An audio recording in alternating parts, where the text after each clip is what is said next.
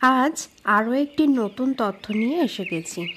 জানেন কি, ভগবান রামচন্দ্রের সাথে ভক্ত হনুমানের প্রথম দেখা কোথায় ও কিভাবে হয়েছিল?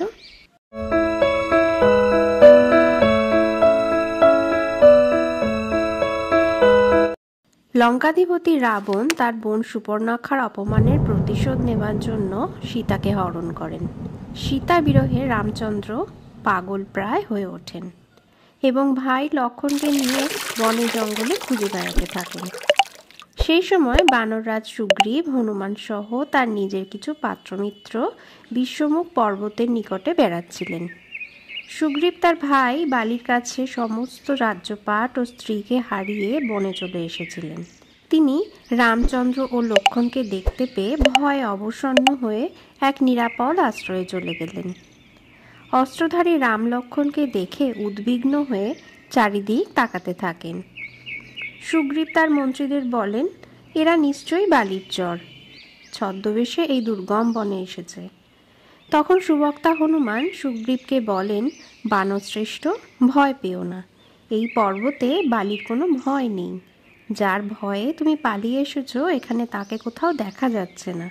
তুমি ভয়ে অস্থির হয়ে আছো, বুদ্ধি প্রয়োগ করো, ইঙ্গিত দেখে প্রতিপক্ষের অভিপ্রায় বুঝে নিয়ে কাজ করো। বুদ্ধিহীন রাজা প্রজা শাসন করতে পারে না।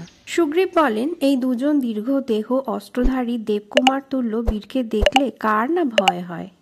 রাজাদের অনেক মিত্র থাকে, মনে হয় বালি ওই দুজনকে পাঠিয়েছে।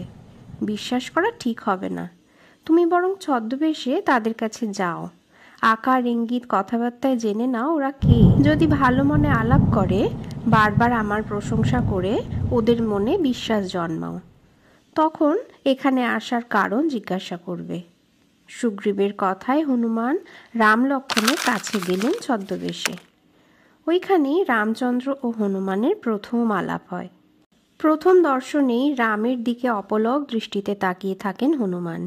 তারপর সবিনয়ে প্রণাম করে বলেন, আপনারা কে, আমি কি তা জানতে পারি? এমন রূপ যা দেখে চোখ ফেরাতে পারছিলেন না হনুমান।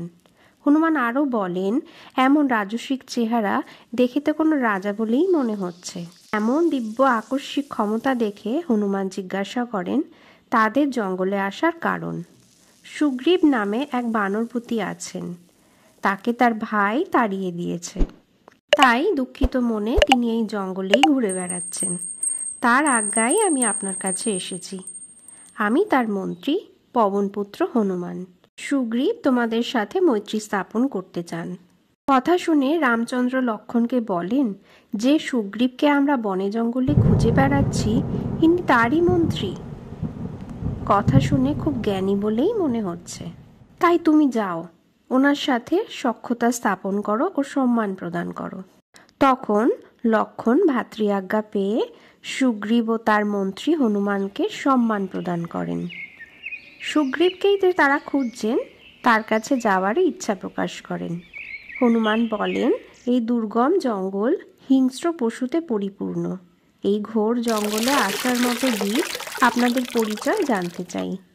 হনুমানের কথায় রামচন্দ্র ও লক্ষ্মণ তাদের পরিচয় দিয়ে সীতাহরণের কাহিনী ব্যক্ত করেন ও বলেন, তার জন্যই আমরা সুগ্রীবের কাছে এসেছি।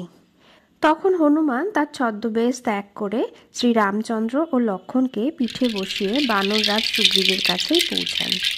এইভাবেই ভক্ত হনুমান ও রামচন্দ্রের প্রথম সাক্ষাৎ হয়েছিল। দুপক্ষেরই মধ্যে মিত্রতা স্থাপিত হয়। কেমন লাগলো বন্ধুরা, তা কমেন্ট করে জানাবে। ভিডিওটি যদি ভালো লাগে তাহলে একটি লাইক, সাবস্ক্রাইব ও শেয়ার করে চ্যানেলটির পাশে থাকবেন।